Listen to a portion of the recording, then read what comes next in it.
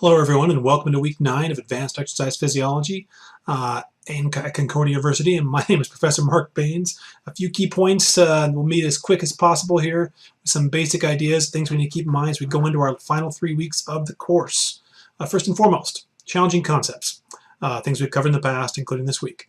Relative risk versus actual risk.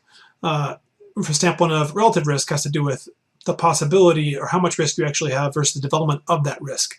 How far along you are. You're getting tired versus that being tired is affecting you. That's your relative risk.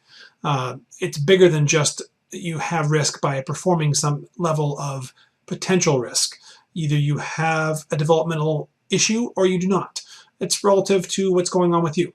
That's an important differentiation when we talk about how much fatigue is a factor, how much outside influences of behavioral, environmental, biological factors are a factor. How much of it is a potential risk versus actually developing is something important. We have to always be weighing those things when we actually program for our athletes. American College of Sports Medicine expectations for exercise.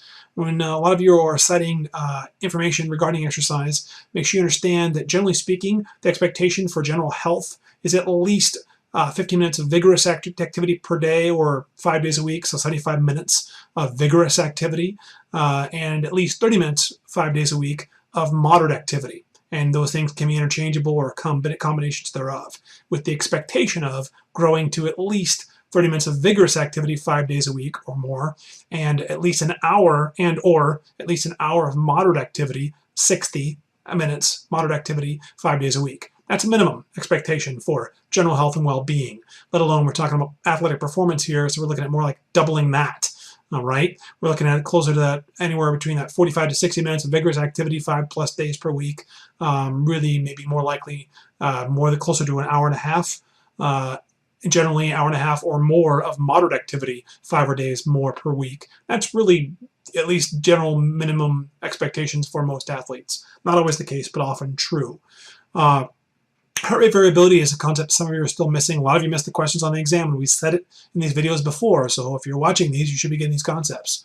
But a high-level, highly conditioned, well-rested, well-prepared athlete is going to have high heart rate variability at rest. The heart rate will be low, but the variability will be high. The timing between beats will change and be variable depending upon the current stress. It'll go back to normal as soon as possible. Very adaptable to stress. The deconditioned person with a higher resting heart rate will have low variability. There'll be very little timing, very little change in the time between beats because the body's cellular responses do not behave in a way that's what you want to see regarding distress. It will stay the same regarding whether the stress is high or low. Heart rate will go up, but the variability won't change a lot at lower levels of intensity. Now, as the intensity starts ramping up, the person who has high variability will start to lower their variability will become lower, so they'll have less changing in time between beats. They're very efficient during higher level activity. So you can have little to no variability in a very well-conditioned person as the activity level increases.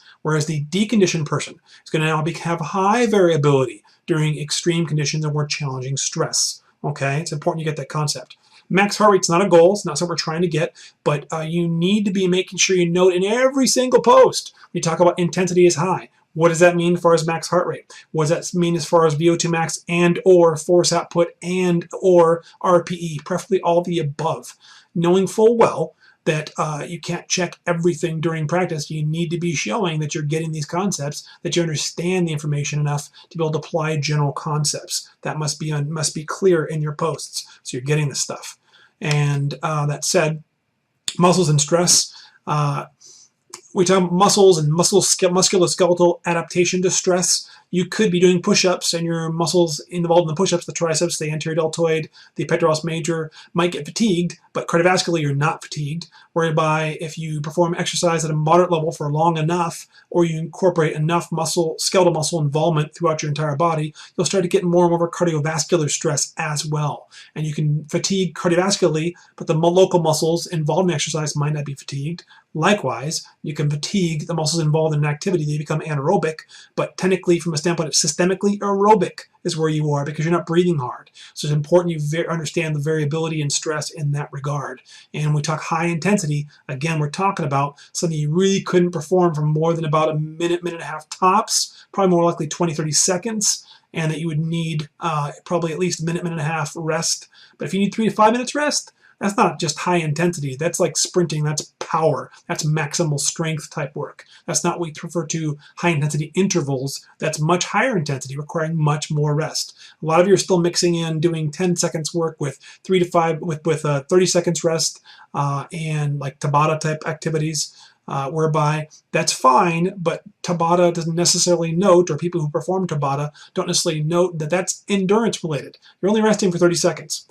Regardless what your work period is, you're not going to be able to replenish ATP at enough time sufficiently to perform at higher levels beyond about 70% of maximum effort. So what's the goal? Be clear about work and rest, what that means, not just one factor or the other.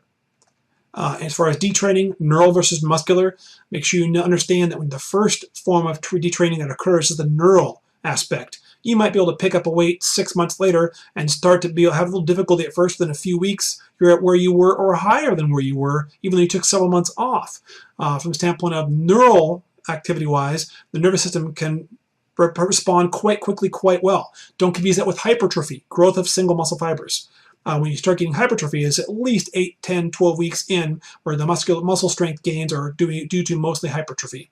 It's more neural initially, as well as the initial loss of muscle strength capabilities is due to neural factors. Okay, nervous system recognition issues with the muscular system and knowing which fibers to fire at what timing and what sequence, coordination, all of that.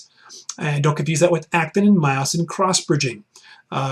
Basically, the increase in the number of bridges is not the increase in the number of fibers. Okay, actin and myosin cross-bridging can occur within a single fiber, and greater cross-bridging will occur in that fiber as that fiber becomes more efficient and more adapted to training. And of course, VO2 max, basically your ability to perform activity as fast as you can possibly go from anywhere between 10 and 20 minutes, give or take. That's your VO2 max, your maximum aerobic capacity. Your anaerobic threshold. We're talking about activity that technically is below VO2 max. Okay, the anaerobic threshold occurs well below VO2 max level intensity. We're talking about something you probably could perform for 30 to 60 minutes at your anaerobic threshold level. That's lesser intensity technically from a standpoint of percent intensity or output. Okay. Now, important concepts for week 9, going into our third to last week. Lactate threshold, we kind of alluded to already here, but basically the concept of increase of lactate accumulation, when you start to get the muscle fatigue, the burning sensation you get is really at the point where you're incapable of producing force anymore at that muscle fiber. The lactate threshold and passing lactate threshold is not the same thing. Because as we said a moment ago, you can technically perform at your lactate threshold, anaerobic threshold, for anywhere between 5, 10, 15, 20, 30, up to 60 minutes. That's pretty much you're performing at your anaerobic threshold / lactate threshold. We'll clarify those two terms in a moment here. But the onset of blood lactate accumulation is the beginning point of that.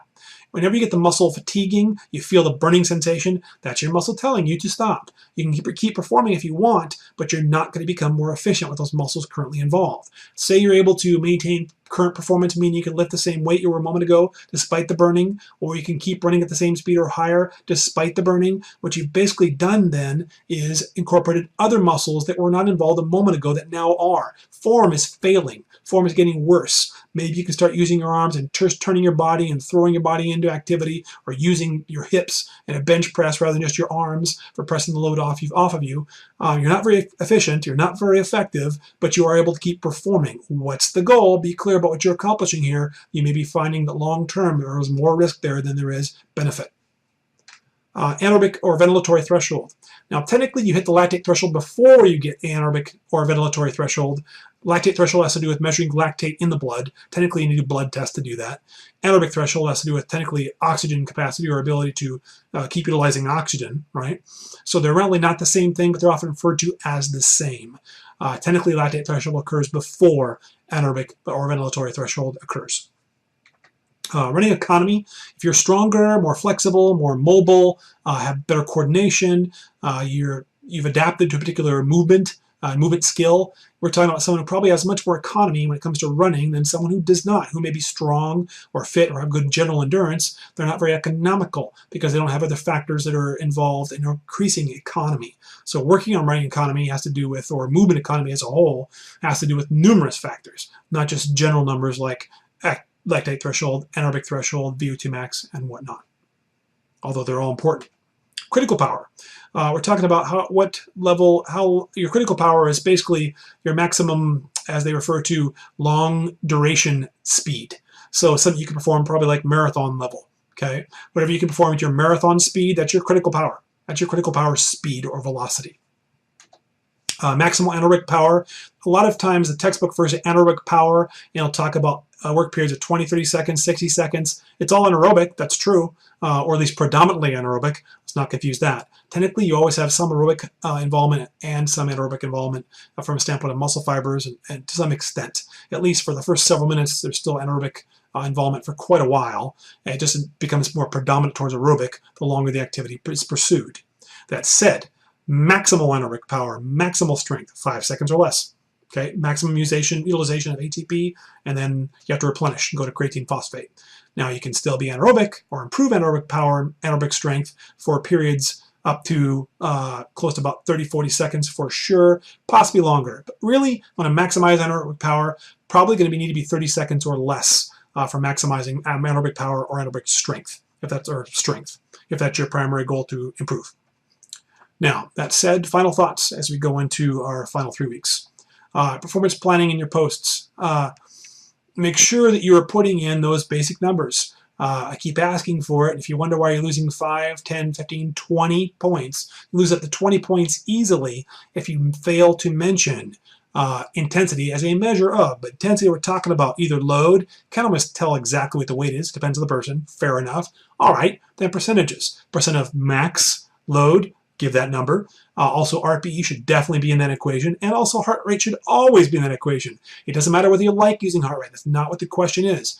The question is, what should it be theoretically? That's what you need to note. That's what you need to explain. That's what many of you continue to lose points on every week, okay? And that's something you need to make sure it's clarified in your posts. RPE, percent heart rate, percent max heart rate, percent max effort is RPE from a standpoint of perception, or force output. You want to say the goal is 75% force output. But be clear, you better have some standard for it too, not just throwing numbers out there, because I will dock you points for that too, and I probably already have.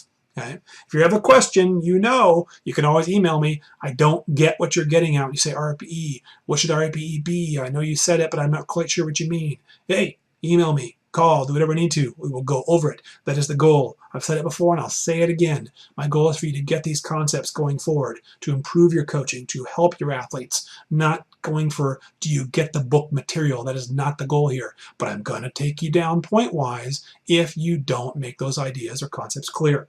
Okay? Extra credit. Yay! The opportunity for extra credit. Sorry, my phone rings right there. Opportunity for extra credit. If your grade right now is below 4,300, at a standpoint of don't include chapters 2021 Learn Smarts, make sure you're including only up to this point. A is if you're above that.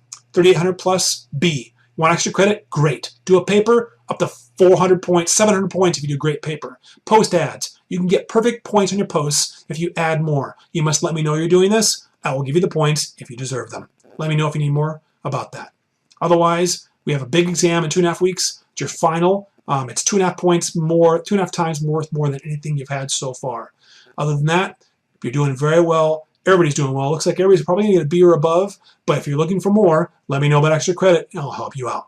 Take care and on to week 9.